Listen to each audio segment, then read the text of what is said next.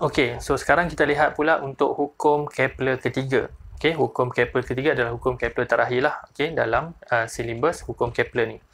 Okey, kita lihat dulu apa yang dinyatakan oleh Kepler untuk yang hukumnya yang ketiga ni. Okey. So, Kepler menyatakan bahawa okey, kuasa dua tempoh orbit planet adalah berkadar terus dengan kuasa tiga jejari orbitnya. Okey, kuasa dua tempoh orbit planet adalah berkadar terus dengan kuasa tiga tempoh jejari orbitnya. Okey. So sekarang kita boleh keluarkan dalam bentuk hubungan matematik. Okey, kuasa dua tempoh orbit. Okey, jadi kuasa dua tempoh orbit kita boleh tulis sebagai T kuasa 2. Okey, T kuasa 2 maksudnya kuasa dua tempoh orbit. Okey, dekat sini T ni adalah tempoh orbit. Okey, kuasa 2 berkadar terus. Okey, tandanya macam ni. Okey, ini tandanya berkadar langsung ataupun berkadar terus. Okey, berkadar terus dengan kuasa 3 jejari. Okey, jejari kita ambil radius lah. Okey, kita ambil R kuasa 3. Okey, dia punya dari segi penyataan hukum Kepler ketiga ni ringkas dia. Okey, T kuasa 2 berkadar langsung dengan R kuasa 3. Maksudnya T ni tempoh, R ni adalah radius. Okey, jejari orbit. Okey, kita tengok macam mana boleh dapat T kuasa 2 berkadar langsung dengan R kuasa 3. Okey, kita ambil contoh yang ni lah. Okey, matahari, kita ambil bumi. Okey, kita ambil contoh yang paling mudah, bumi lah. Okey, sebab kita duduk dekat bumi. Okey, kita tahu, okey, so yang warna hijau ni adalah orbit bumi. Okey, bumi akan mengelilingi matahari. Okey, jadi R dekat sini adalah jejari orbit bumi. Okey, maksudnya daripada orbit bumi sampailah ke pusat matahari. So, R dekat sini adalah jejari orbit bumi. Okey, radius orbit bumi. Okey, kita tahu, kita dah belajar sebelum hukum Kepler ni di mana okey, bila bumi mengelilingi matahari ni, wujudnya satu daya dipanggil daya memusat. Okey, daya memusat. Okey, centripetal force. Okey, sebab bumi bergerak dalam satu bulatan ataupun walaupun kita belajar tadi elips kan, okey, bentuk elips, tapi pergerakan dia tu kita boleh samakan dengan pergerakan satu bulatan lah. Okey, jadi bila bumi bergerak mengelilingi matahari, okey, wujudnya satu daya dipanggil daya memusat. Okey, F ni adalah daya memusat. Okey, maksudnya arah daya tu sentiasa menuju ke pusat matahari. Okey, daya memusat tu menuju ke pusat matahari. Okey, kemudian V dekat sini adalah laju linear bumi. Okey, kelajuan bumi bergerak mengelilingi matahari. Okey, sebab kita belajar tadi kan, bila bumi bergerak mengelilingi matahari, dia mesti ada dia punya laju linear dia. Okey, boleh. So, M besar dekat sini adalah jisim matahari. M kecil adalah jisim bumi. Okey, kena bezakan M besar jisim matahari, M kecil jisim bumi. Okey, boleh.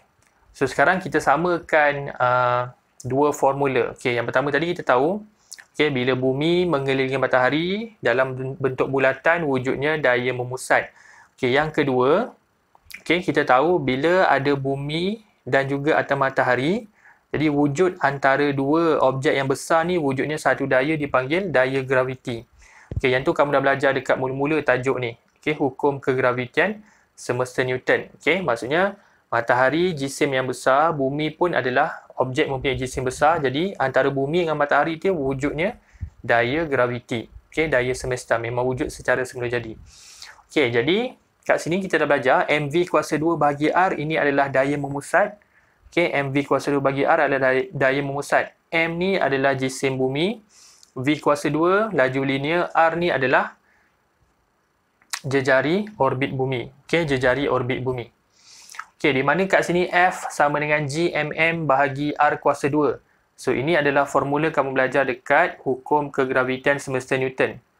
Okey, yang mana yang mungkin terlupa tu boleh tengok balik dekat video cikgu yang sebelum ni. Okey, ada F sama dengan G/mm bahagi R kuasa 2. So, di mana G besar ni adalah pemala kegravitian, M besar jisim matahari, M kecil jisim bumi, R kuasa 2 ni adalah jarak daripada matahari sampailah ke bumi. Okey, daripada pusat matahari sampai pusat bumi. Okey, itu adalah R kuasa 2. Okey, jadi kita samakan mv kuasa 2 bahagi R sama dengan G/mm bahagi R kuasa 2. Okey, kenapa kita boleh samakan? Sebab daya graviti dengan daya memusat tu nilainya sama. Okey, daya graviti bumi dengan matahari sama dengan daya memusat antara bumi dengan matahari.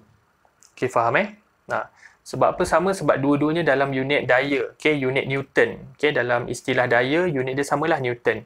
Maksudnya daya memusat bumi ke matahari, okey, unit dia Newton. Daya graviti bumi dengan matahari pun unit dia dalam Newton. Jadi sebab tu kita boleh samakan dekat sini. Okey, kita boleh letak tanda sama dengan. Okey, boleh beza Okey, cikgu ulang lagi sekali.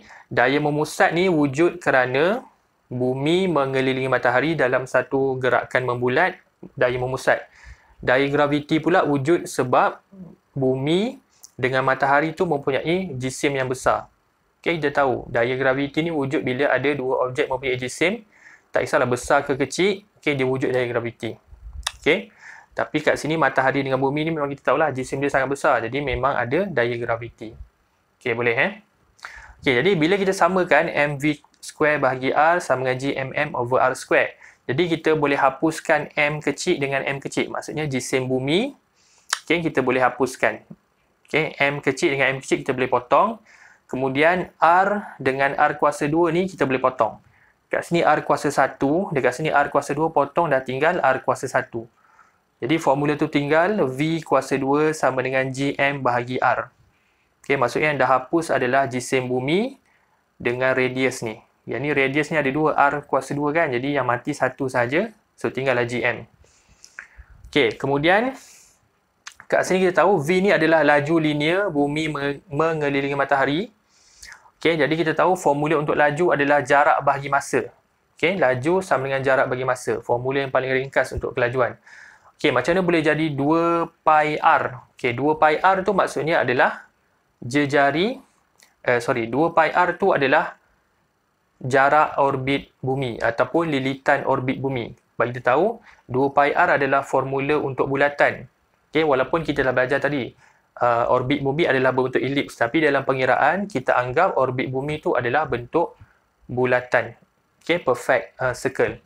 Okey, jadi untuk lilitan bulatan adalah 2 pi r ataupun 2 pi j kan, kita belajar dalam maths. Okey, jadi 2 pi r tu adalah jarak orbit bumi bahagi dengan t. Okey, t dekat sini adalah tempoh masa peredaran bumi mengelilingi matahari. Okey, t kat sini. Jadi jarak 2 pi r bahagi t, tempoh peredaran, dapatlah laju linear bumi kat sini. Kemudian kita gantikan 2 pi r bahagi t tu, kita gantikan dekat v kuasa 2. So dapatlah yang ni, 2 pi r bahagi t dalam kurungan kuasa 2 kan, sebab v ni kuasa 2, jadi keseluruhan dalam kurungan ni kena kuasa 2. Okey, sama dengan gm bagi r. Okey, kemudian kita kembangkan. Okey, macam mana boleh dapat 4? 2 kuasa 2 dapat 4, pi kuasa 2 dapat pi kuasa 2, r kuasa 2 dapat r kuasa 2 bahagi t kuasa 2. Okey, sebab semua dalam ni, okey, semua sebutan dekat dalam 2 pi r bahagi t ni kena kuasa 2 kan. Okey, jadi dapat 4 pi kuasa 2, r kuasa 2 bagi t kuasa 2 sama dengan gm bahagi r. Okey, kemudian kita nak jadikan t ni, t kuasa 2 ni sebagai perkara rumus. Kita nak jadikan t kuasa 2 sebagai subjek. Kita darab silang. T kuasa 2 darab gm. Okey, dapatlah t kuasa 2 gm. Kemudian 4 pi kuasa 2, r kuasa 2 darab r.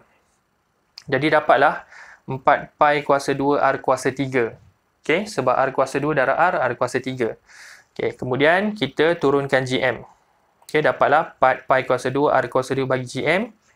Okey, kita tahu 4 pi kuasa 2 dengan gm ni adalah nilai pemala. Maksudnya 4 pi kuasa 2 nilai dia memang tak akan berubah. Kan kita tahu pi ni adalah 3.142 kan. Jadi kamu tekan kalkulator je. Okey, 4 pi kuasa 2 bagi gm. G adalah pemala kegravitian, nilai dia pun tetap. M pun adalah jisim matahari, nilai dia pun tetap. Jadi 4 pi kuasa 2 bagi gm ni adalah suatu pemala. Okey, 4 pi kuasa 2 bagi gm ni adalah suatu pemala. Jadi kita boleh asingkan dalam kurungan kat sini. Okey, jadi kita dapatlah t kuasa 2 sama dengan 4 pi kuasa 2 bagi gm darab r kuasa 3. Maksudnya kat sini, t kuasa 2 dengan r kuasa 3 ni adalah pemboleh ubah. Maksudnya t kuasa 2 dengan r kuasa 3 ni je yang nilainya boleh berubah. 4 pi kuasa 2 bagi gm ni nilai dia tetap. Okey, jadi sebab tu kalau dalam maths kamu pernah belajar, kalau macam ni kita boleh samakan t kuasa 2 berkadar langsung dengan r kuasa 3. Jadi kita boleh tulis t kuasa 2 sama dengan kr kuasa 3.